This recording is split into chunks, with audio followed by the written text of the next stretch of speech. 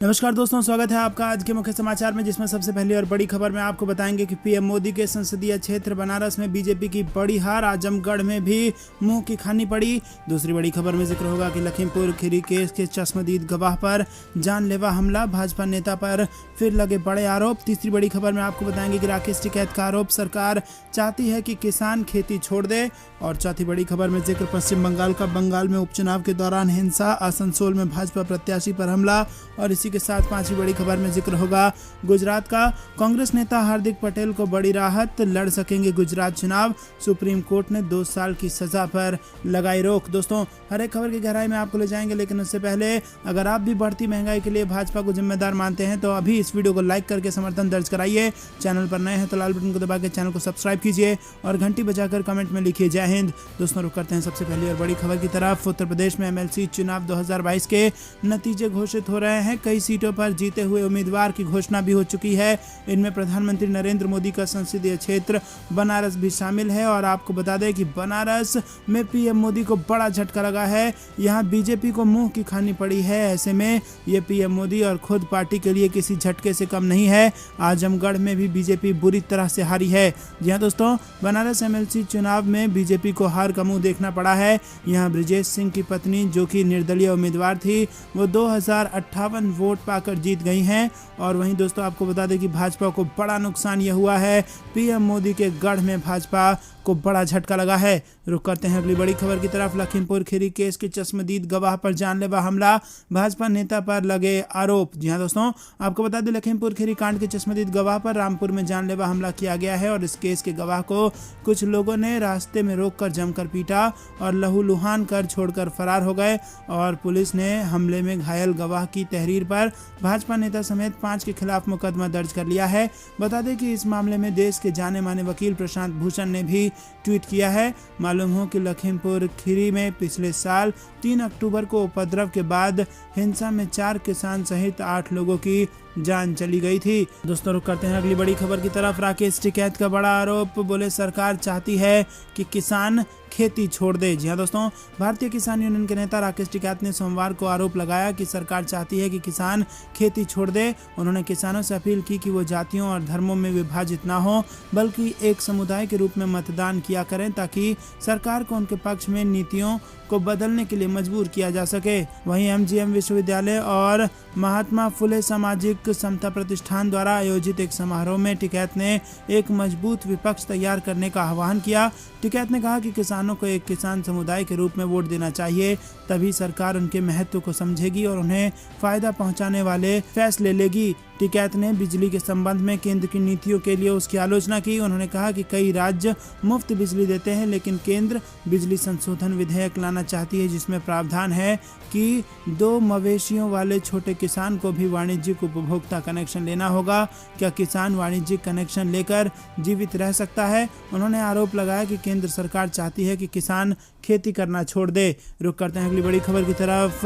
बंगाल में उपचुनाव के दौरान हिंसा, आसनसोल में भाजपा प्रत्याशी पर हमला। जी हां दोस्तों, पश्चिम बंगाल में एक लोकसभा और एक विधानसभा सीट पर उपचुनाव के लिए वोटिंग जारी है। इस दौरान आसनसोल के बाराबानी के जामग्राम के कपिस्टा के 175 नंबर बूथ में भाजपा प्रत्याशी अग्निमित्रा पाल के सुरक्षा कर्मियों के साथ धक्का मुक्की हुई। भाजपा प्रत्याशी को सुरक्षा बलों ने किसी प्रकार वहां से निकाल लिया और वाहनों पर पथराव किए जाने से भाजपा प्रत्याशी के साथ चल रहा एक वाहन का शीशा भी टूट गया है। इस घटना में एक सुरक्षा कर्मी घायल हो गया। अग्निमित्रा पाल ने टीएमसी कार्यकर्ताओं और समर्थकों पर आरोप लगाया है। भाजपा उम्मीदवार अग्निमित्रा पाल ने कहा कि तृणमूल के लोगों ने हमारे ऊपर हमला किया और गाड़ी पर हमला किया गया। रुक करते हैं अगली बड़ी खबर की तरफ। कांग्रेस नेता हार्दिक पटेल को बड़ी राहत, लड़ सकेंगे गुजरात चुनाव, सुप्रीम कोर्ट ने 2 साल की सजा पर लगाई रोक। जी हां दोस्तों, पाटीदार आंदोलन हिंसा मामले में हार्दिक पटेल को सुप्रीम कोर्ट से बड़ी राहत मिली है। सुप्रीम कोर्ट ने हिंसा के मामले में हार्दिक पटेल को दोषी ठहराए जाने के फैसले पर रोक लगा दी है और पटेल ने चुनाव लड़ने के लिए दोषी ठहराए जाने के फैसले पर रोक लगाए जाने की मांग की थी। हार्दिक पटेल ने गुजरात हाईकोर्ट के फैसले के खिलाफ याचिका दायर कर सजा को निलंबित करने की मांग की थी, ताकि वो 2019 का लोकसभा चुनाव लड़ सकें। हार्दिक पटेल के वकील मनिंदर सिंह ने कहा कि चुनाव लड़ने से रोकना अधिकारों का हनन है। 2019 में में एक बार चुनाव लड़ने का मौका पटेल गंवा चुके हैं। हार्दिक पटेल के वकील ने कहा कि ये कोई सीरियल किलर नहीं है, पुलिस ने अपनी शक्ति का गलत इस्तेमाल किया है। बता दें कि हार्दिक पटेल को 2019 लोकसभा चुनाव लड़ने के लिए अयोग्य करार कर दिया गया था, लेकिन अब आपको बता दें कि अब उनको बड़ी राहत मिली है और उनकी सज़ा पर रोक लगा दी है सुप्रीम कोर्ट ने, और अब वो गुजरात का चुनाव लड़ सकेंगे। आपको क्या कुछ लगता है कमेंट में ज़रूर बताइए। रुक करते हैं अगली बड़ी खबर की तरफ। महंगाई की एक और मार, उबर ने दिल्ली एनसीआर में 12% बढ़ाया किराया। महंगाई की मार झेल रहे लोगों के लिए एक बुरी खबर है। पेट्रोल, डीजल और सीएनजी के दामों में लगातार हो रही वृद्धि के बीच अब ऐप बेस्ड टैक्सी सेवा प्रदाता कंपनी उबर ने भी एक बड़ा झटका दिया है। उबर ने दिल्ली एनसीआर में किराए में 12% की बढ़ोतरी का ऐलान किया है। उबर इंडिया और साउथ एशिया के संचालन प्रमुख नितिन भूषण ने बताया कि तेल की कीमतों में हालिया बढ़ोतरी के बाद कैब ड्राइवर किराया बढ़ाने की मांग कर रहे थे। ड्राइवर्स की चिंता को देखते हुए कंपनी ने किराए में बढ़ोतरी की है ताकि उन पर ज़्यादा बोझ ना पड़ सके। वहीं भूषण ने कहा कि हम तेल की कीमतों पर लगातार नज़र रखेंगे और भविष्य में आवश्यक कदम उठाए जाएंगे। इससे पहले उबर किराए में मुंबई में 15% और कोलकाता में 12% की बढ़ोतरी कर चुकी है, और टैक्सी सेवा प्रदाता कंपनी ओला ने भी हाल ही में किराए में 11% तक की बढ़ोतरी कर दी है। गौरतलब है कि दिल्ली में ऑटो, टैक्सी और कैब चालकों ने सोमवार को दिल्ली सचिवालय पर प्रदर्शन कर सीएनजी के बढ़ते दामों से राहत पाने के लिए सरकार से सब्सिडी देने की मांग की थी। प्रदर्शनकारियों ने चेतावनी दी है कि अगर उनकी मांगें नहीं मानी गई तो वो 18 अप्रैल से अनिश्चितकालीन हड़ताल पर चले जाएंगे। रुक करते हैं अगली बड़ी खबर की तरफ। एनसीआर में कोरोना का कहर फिर शुरू। अब तक 3 स्कूलों के 21 छात्र और टीचर्स हुए संक्रमित। जी हाँ दोस्तों, दुनिया भर में कोरोना वायरस के सी वेरिएंट की आहट के बीच भारत में एक बार फिर संक्रमित मरीजों का आंकड़ा बढ़ने लगा है।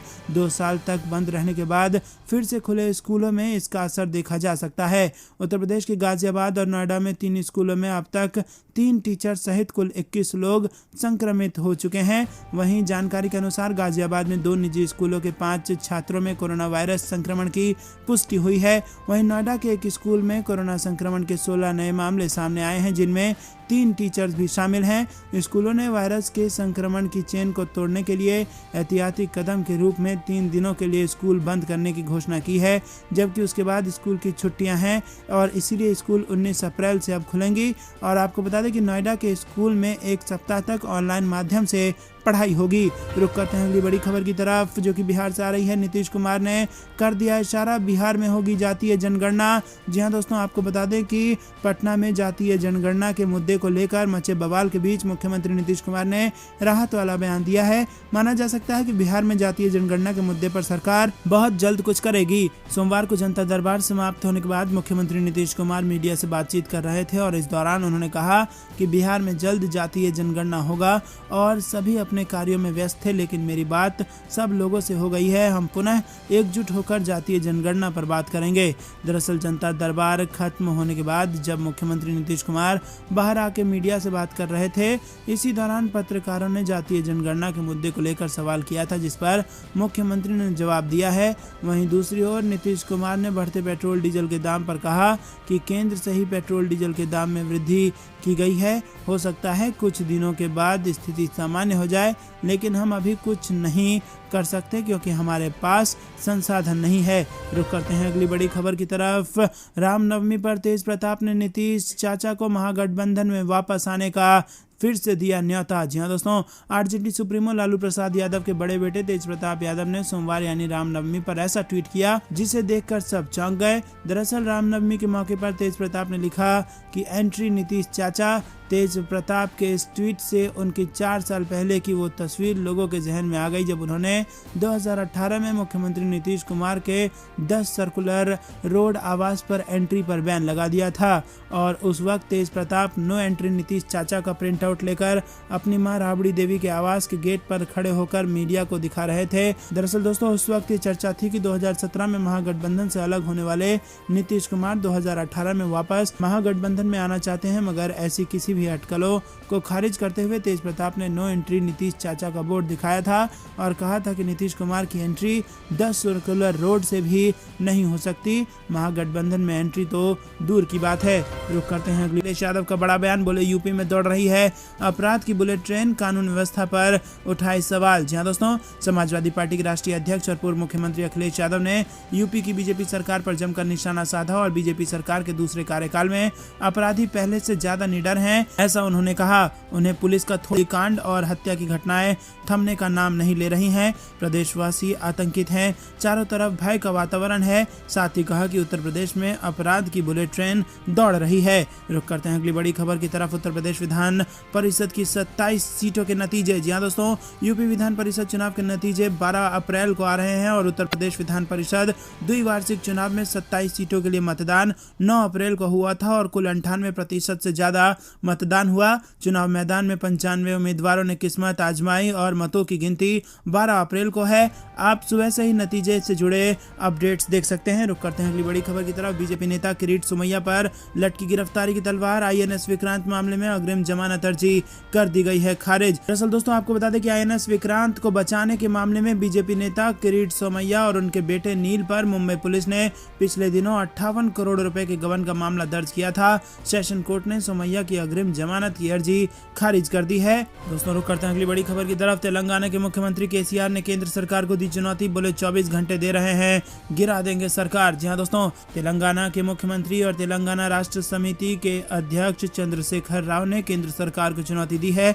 उन्होंने ये चुनौती केंद्र सरकार की धान खरीद नीति के खिलाफ दी है। पिछले कुछ समय से चंद्रशेखर राव लगातार पीएम मोदी और केंद्र सरकार पर निशाना साध रहे हैं और अब उन्होंने सरकार को सीधे सीधे चेतावनी दे डाली है। सीएम ने केंद्र सरकार से कहा कि जल्द से जल्द नई कृषि नीति लाओ, नहीं तो हम सत्ता से हटा देंगे और इसकी ताकत हमारे पास है। बता दें कि तेलंगाना के CM Chandrashekhar Rao, TRS MLC के कविता और टीआरएस पार्टी के कई अन्य नेताओं ने धान खरीद के मुद्दे पर केंद्र सरकार के खिलाफ धरना प्रदर्शन किया।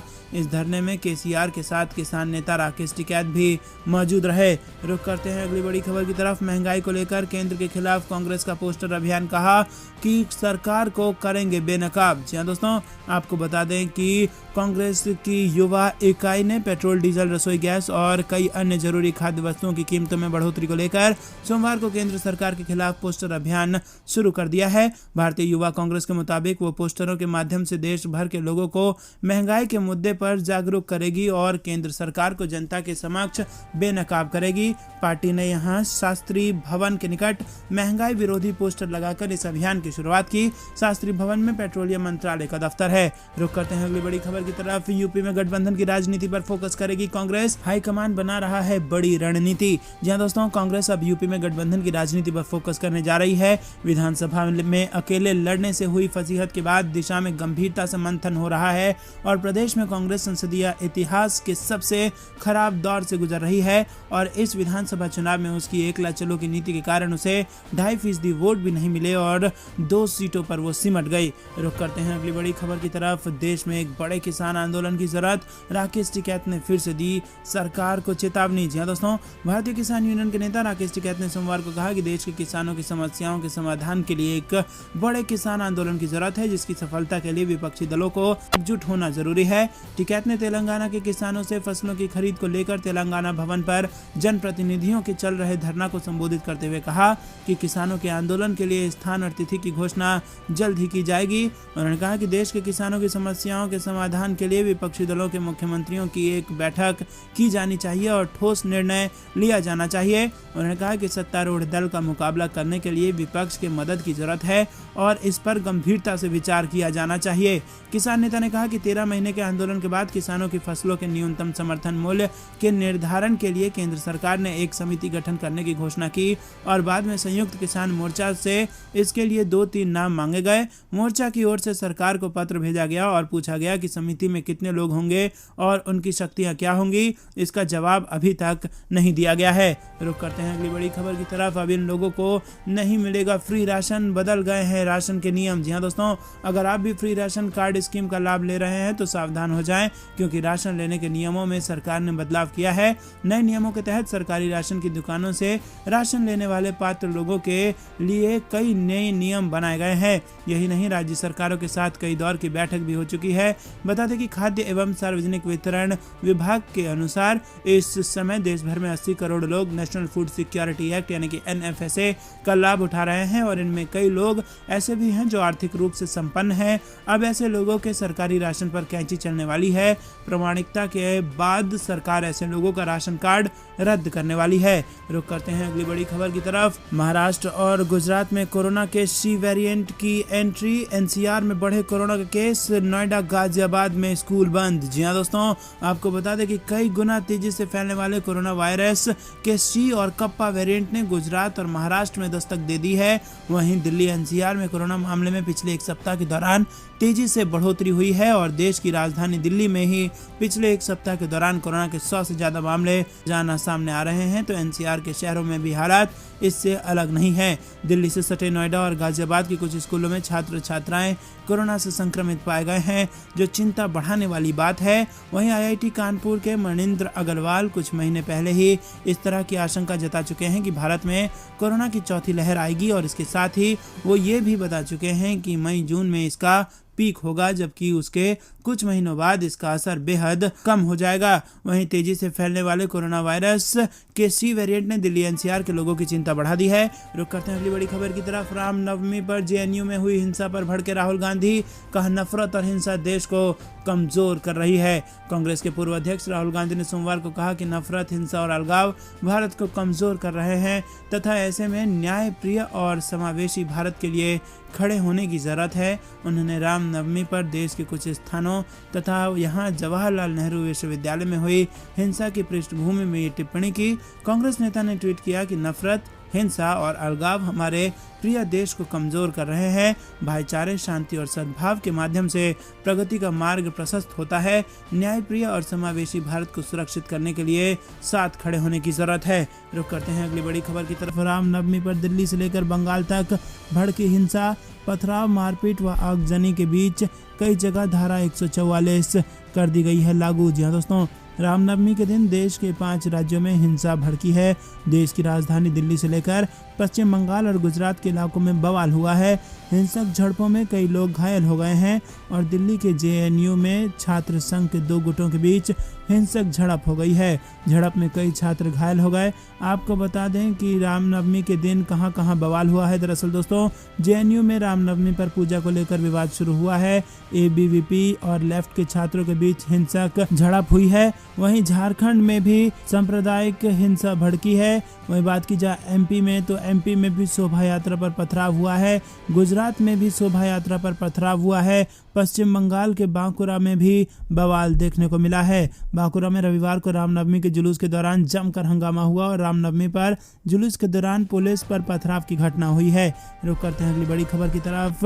CM योगी के दफ्तर के बाद अब UP सरकार का ट्विटर अकाउंट हुआ हैक और हैकर ने किया अजीबोगरीब पोस्ट। जी हाँ दोस्तों, आपको बता दें कि उत्तर प्रदेश के मुख्यमंत्री कार्यालय के आधिकारिक ट्विटर के बाद उत्तर प्रदेश सरकार का आधिकारिक ट्विटर हैंडल हैक कर लिया गया है।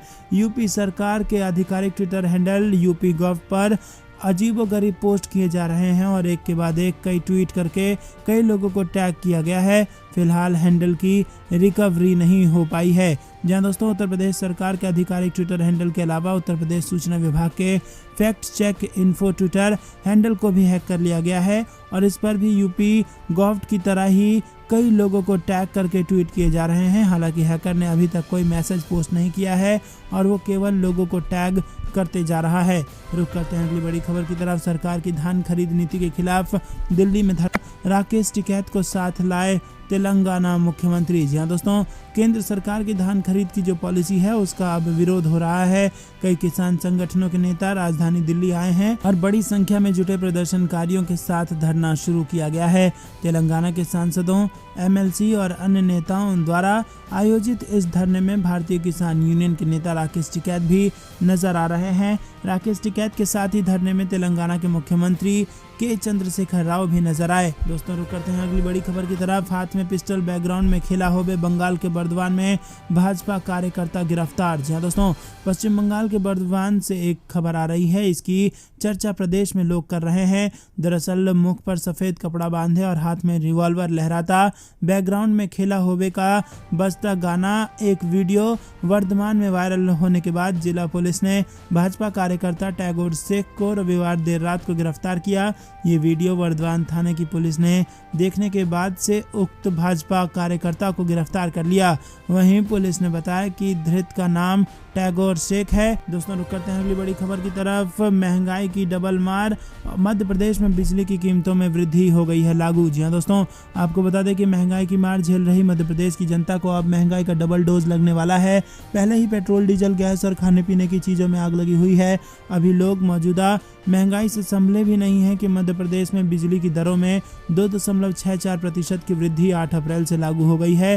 पेट्रोल, डीजल, एलपीजी गैस, खाद्य तेल और अन्य चीजों की कीमतों में लगातार हो रही वृद्धि से जूझ रहे लोगों के लिए महंगाई का एक और झटका है।